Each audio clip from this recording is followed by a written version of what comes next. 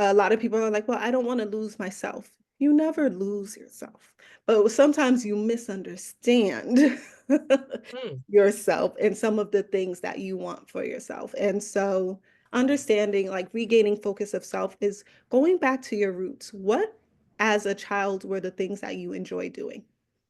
Right? It's as simple as that.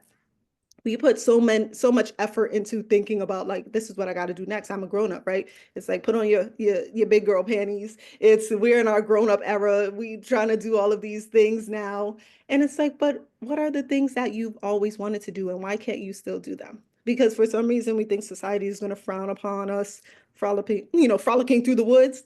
Not necessarily. It should look a little different, but yeah. not necessarily. And so I challenge everybody to kind of sit with their younger self, sit with their childhood self. And this is even a therapy practice, which I thoroughly appreciated, is what would you tell your younger self, right? What does your younger self have to tell you?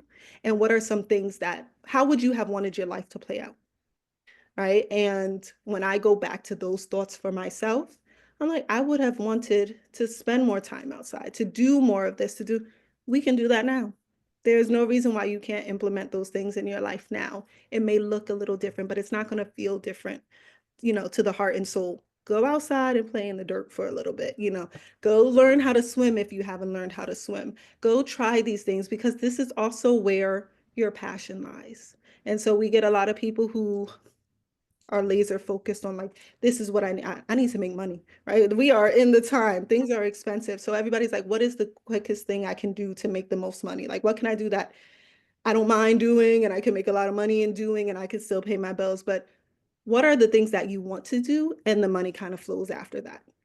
Think about, again, your childhood self. So absolutely, I'm a big advocate for taking that time to kind of sit with yourself and regain your passions for things.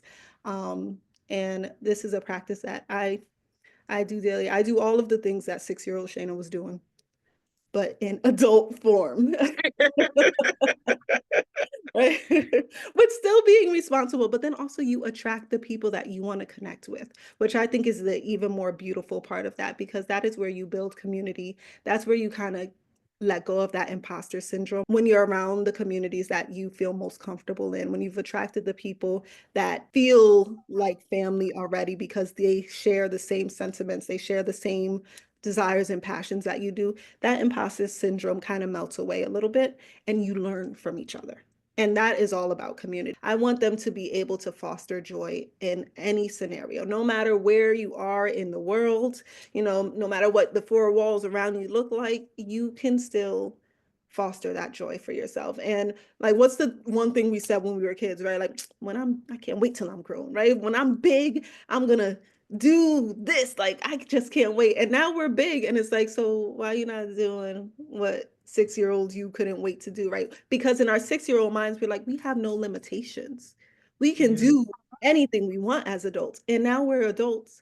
We don't have any limitations. We can pretty much do anything that we want with some boundaries, right? You have more access now, more than ever, to the tangible things to make yourself happy.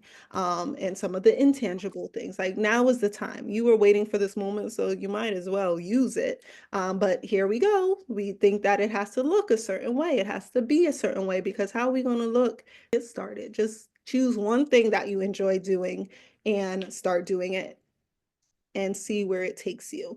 And then, fit in another and another. But you want to just make sure you're fostering some joy for yourself, because life does get mundane and stressful when you do not have those pockets of joy. For the full conversation and to join us live each week to participate and get your questions answered, be sure to click that link to join the Mamahood Experience. It costs you nothing to join, but you'll gain everything you need to know to make your mamahood journey just a little easier.